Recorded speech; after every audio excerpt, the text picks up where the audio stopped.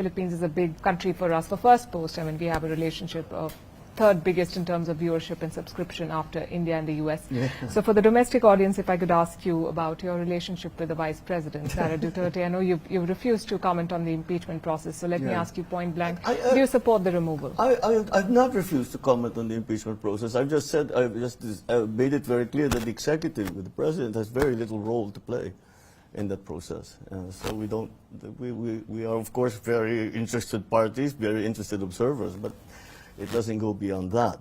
Well, I think that the political heat, all the noise is toned down. And we are, because that was on the build-up to the last election in May. That was what we call the midterm elections. It's the president and the vice president are not candidates because we have a 6-year term. Everyone else, more or less, has a 3-year term. The senators, 12-12. That's how we elect them. So it was a build-up to the elections. So the political heat, the political noise, the political rhetoric, of course, rose accordingly. But the election is done. It was conducted very well.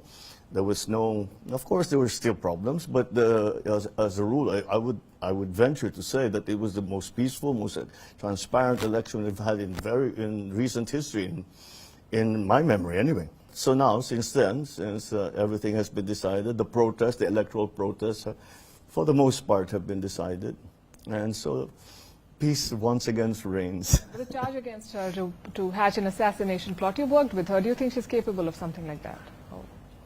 I don't know. But I'm really not in a position to say what that's about. But you have to be careful. Yeah. But then, in my position, there always is some kind of threat, and we take them all very seriously.